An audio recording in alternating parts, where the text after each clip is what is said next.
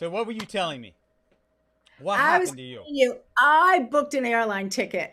The world is opening up, and I can't stop thinking about this crazy experience that I had a year or so ago before the pandemic when I was in the airport. I was in Florida flying back into New York. So picture this: I've got two carry on bags on one arm, three on the other, and a cup of coffee. And I hear something over the microphone. Travel light. Can't figure out what they're saying. I hear something about blah, blah, blah, American Express discount ticket. You get $200 off. So I'm so excited thinking, I bought this ticket with American Express. I'm going to put all my bags down and run up to the lady at the counter. The lady at the counter where nobody was, right? Empty lady at the counter.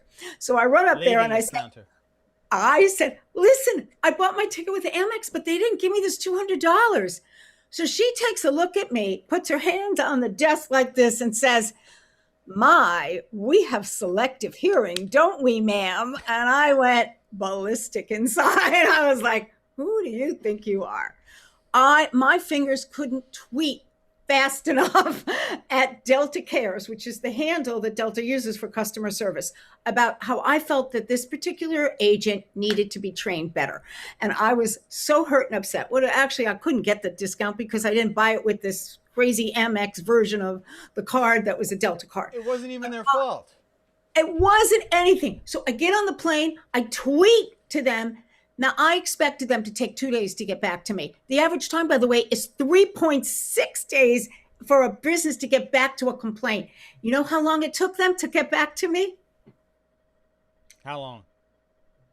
3 minutes. It was time stamped. Just in case I was on the plane and I got the Wi-Fi, I paid for Wi-Fi. They wanted to know that I responded because they knew how important it was to respond to some type of criticism or negative review on social media. You know, and that's an amazing example of what I can't remember who called it this, but this picking up the social telephone, right? Where you're acting like it's almost like a telephone because people really do want to be heard. And it's a great example of somebody really coming up and taking care of something. Unfortunately, a lot of small business owners just don't have that kind of staff like Delta does and just can't keep on it that closely. And we're going to talk to you a little bit about social listening software and all this stuff. But first, what we'd love to tell you is maybe reconsider your idea about how harmful bad reviews are. I mean, you just heard an example of somebody really taking care of a review, really being on top of it, doing some amazing stuff. But we're going to show you some things that just might surprise you about the actually how dangerous these things that we all fear, they keep us up at night. How dangerous are bad reviews? We're going to tell you a little bit about that. So, and then of course we are going to tell you that, you know, you need to have a plan. And Robin's got a great thing for you on that. Actually, what is it? 4-step, 5-step, 6-step? What is it? I don't know. Sure. Yeah, sure. It's whatever. All right. So the first thing is, can bad reviews really hurt your business? Well, here's the thing. You know, bad reviews can actually make your business look more authentic, right? Because you allow them up there. It's like you're basically putting yourself out there going, go ahead, hit me. I'm confident enough in my product or my service. I can make this work. I can make people happy, right? We're not saying to be a jerk and dismiss people. It's not what we're saying. Hear us, please. Okay? That's not what we're doing. So you really show that that hey, listen, we're authentic. We're here and we can take it. Plus, most people, there've been lots of studies on this. Customers do not trust people who only have 5-star reviews. They just don't. Right? And they also, a bad review can make the other ones, by contrast, using a lot of contrast, the good ones look better, right? And I think you got a really pretty darn good story about this. So I'm shopping for a bed. Last week it was green screen. This week it's a bed. I'm consumer of the year. And it's really hard. I mean, really hard. 10,000 companies, right? And I'm lying on all these things all over the place, right? So I decided that I'm hearing such great things about this online bed company. And I decided to go to it and look for a competitor to the one I wanted to buy. So I'm looking at those air beds like Sleep by Number, Saatva. So I go on their website and sure enough, they have a lot of good reviews, but they also said the voice of the customer. They had testimonials and they proactively posted a testimonial from someone who didn't hate the bed, but she said, it's not for everyone. And I want to tell you why. Now that made them look even better and more authentic. And they have a mission stated front row center on their website that the customer is the most important thing to them. And they lived the mission. by doing that. They really did. And that's really, that's what we're talking about. So how much more do you trust somebody if they're like, hey, listen, I'm not for everybody. It makes you intriguing because so many businesses spend so much time telling you they are for everyone, right? They were for everybody. So it really does prove again this point.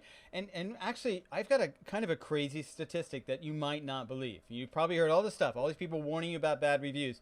Recently, Wombly did a study where they said that they found out that businesses that have about online reviews of 35 to up to 50%, that's half of their reviews that are negative, did about the same amount of sales as people that had, far less, negative reviews, almost all 5 stars.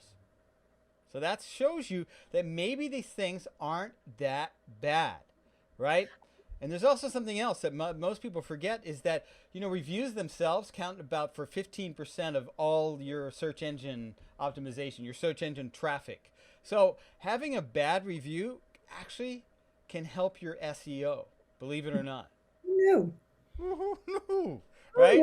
So, but wait a minute. Nobody wants to get bad reviews, right? So what happens? When was the last bad review you got? No, never. Never.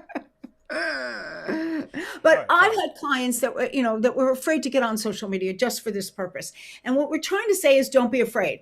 That it's not, if it happens, it's always going to happen. And some of it is trolls and some of it are, are legitimate, and learn from it. Learn from what the mistakes were that were made. So, Kyle, you have a really good story about people that denied. Oh, yeah. So, the thing is, when we say this, when we say, don't be so afraid, we don't mean deny it. We don't mean like, oh, I'm not going to listen to you guys. Because years ago, when I first was starting in this business, I remember seeing like, what was that Gordon Ramsay show, the Operation Makeover Restaurant, whatever it was. And he was trying to help this couple in Arizona, and they were not listening. He finally walked out. He was like, okay, you guys are actually hopeless. I can't save you. And that night, they denied everything that he had said. They were like doing all kinds of bad stuff, stealing from the staff, watering down drinks, whatever. And they denied everything. And so somebody said something bad on their Facebook page, and they immediately attacked them and said, you don't know what you're talking about. Well, somehow the word got back to the Reddit bonfire, and all of a sudden they had like 50,000 comments within 24 hours on their Facebook page from people from Reddit. But that still wasn't enough, because they still didn't learn. 2 days later, they claimed that their Facebook page had been hacked. And because they were doing all this stuff, like, we're going to call the police on you, on you people, all this crazy stuff.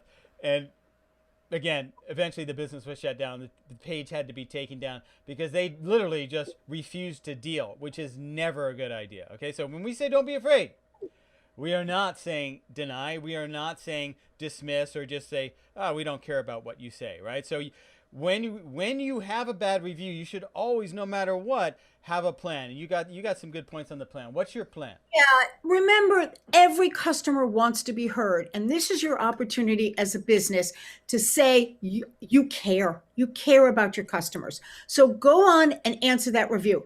First, have a plan in place to listen to that social media. Make sure you know who's getting notifications when somebody posts a review on all the major sites: Yelp, Google reviews, OpenTable, TripAdvisor if you're in the hospitality industry, and certainly on all the social media sites.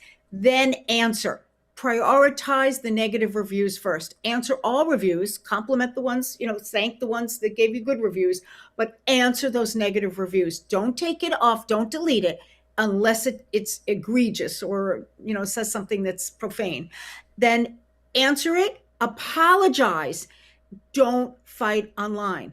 Give the person a way to talk to a human being at a real telephone number or a real DM message, and then try to solve the problem offline. The idea is to turn your critics into advocates. That's when you win the game, because then you can convince them to go back and write the story again, the happy part of the story. And boy, does that do a lot for those people who read reviews. And 95% of people say that reviews influence their decision on what to buy and who to hire. And I just heard recently that the two most powerful, believe it or not, what do you think they are? The two most powerful platforms across, on average, for most businesses. What do you think they are? Me or your audience? Google? Facebook and Yelp. Google was third. Oh my gosh. Okay. I would not have thought Facebook. Anyway, but so as Robin said, you got to have these things. If you have a plan, you always make sure you've got to have some kind of apology.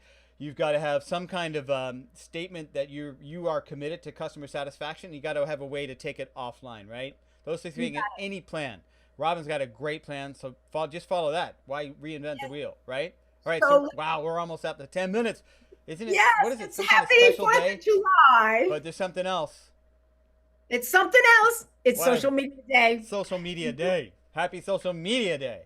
And who better to celebrate it with than Edman and Robin? Music time. Oh, yeah. All right. So we'll see you next week. No, 2 weeks.